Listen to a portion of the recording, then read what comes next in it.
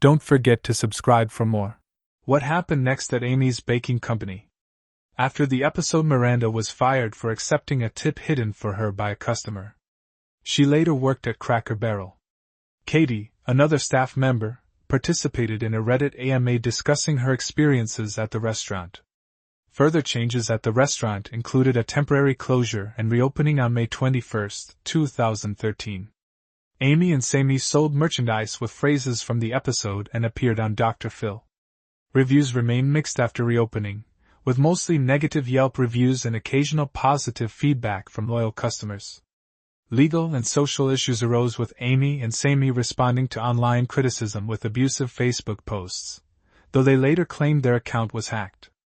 They also faced legal and social scrutiny, with Amy's past conviction for Social Security fraud and Sammy's immigration issues, including drug charges and bans from France and Germany, coming to light. The restaurant closed in September 2015 due to landlord disputes. The reviews were mixed post-episode, with ongoing complaints and occasional positive remarks from loyal patrons. Amy planned to focus on an online cooking school and selling desserts, while the couple moved to Tel Aviv, Israel, where they later separated. Amy's Baking Company was aired on May 10, 2013. The episode was filmed in December 2012, and is Kitchen Nightmares Season 6, Episode 15.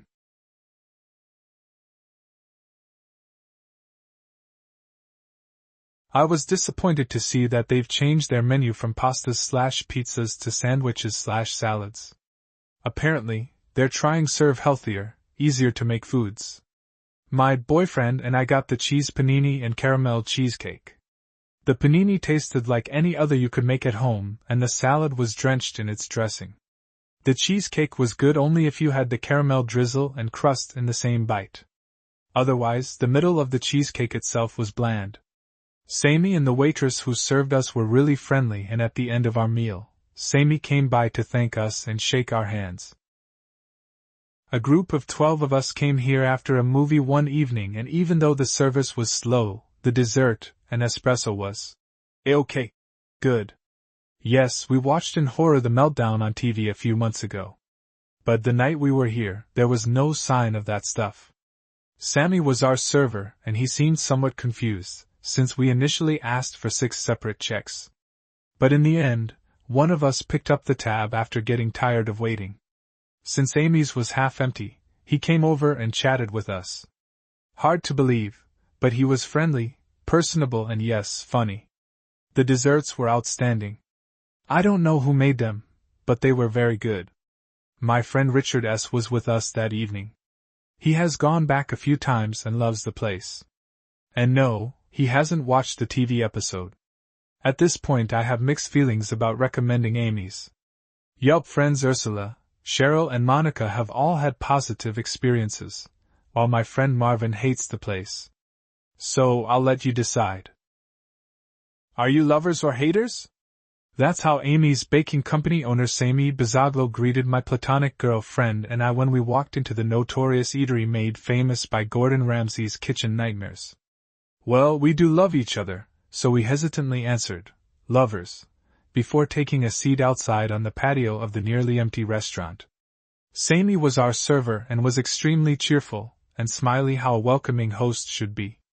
He was helpful in talking about the menu, explaining the 12-inch garlic mushroom chicken pizza, $15, my friend ordered would be big enough to share. It definitely was, and he brought out our drinks cheerfully.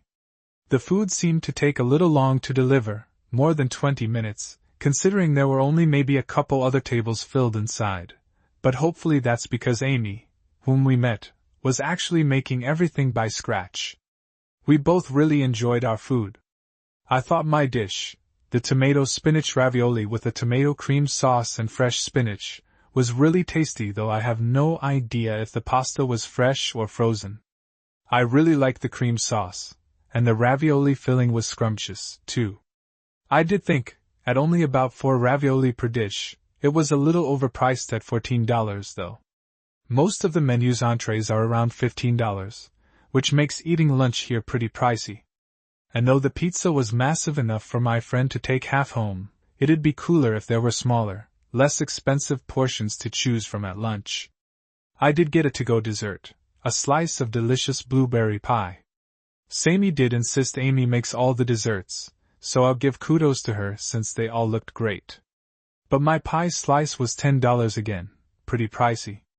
I have to admit I was really scared to go to Amy's baking company, since I'd seen the episode of Kitchen Nightmares they were featured in, and they're back on again on Friday, February 28th on Fox. As we were leaving, Sammy and Amy said, "There's about to be a war," possibly alluding to what happened during the filming of the new episode. I'm super curious what went down, and will not go back until the next airing, but for now, I'm glad I at least made it out alive with a happily full. This was our own personal experience at the now infamous ABC's in Scottsdale. Like everyone else, we watched the episode of A Kitchen Nightmares, and that very night I told the hubby if we ever visited Scottsdale we had to go, so we recently have been in Scottsdale, and decided to go for lunch after church. The restaurant is in a strip mall type of place, but the restaurant is gorgeous, spotlessly clean, and has a very European look to it. Sammy was in the front of the house, and told us to sit wherever we wanted. We did, and Sammy promptly arrived and gave us menus, and we ordered a glass of wine for me, and beer for the hubby. Sammy brought them to us immediately. I started with a bowl of corn chowder, and it was piping hot and delicious. Obviously very fresh and homemade.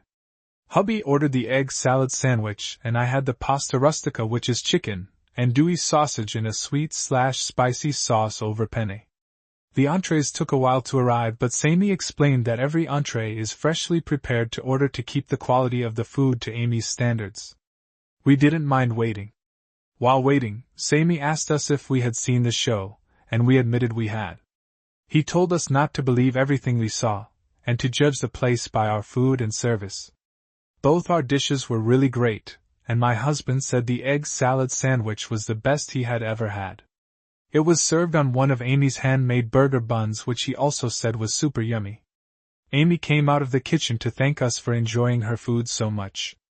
She and Sammy gladly posed for pics, which I have posted, and when we were leaving, Sammy reached into the dessert display case. All the baked goods looked fantastic, by the way, and gave us a free chocolate dessert which said "Love" on it.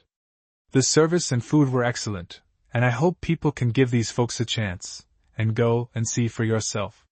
When in Scottsdale, in the future, I will gladly return to ABC.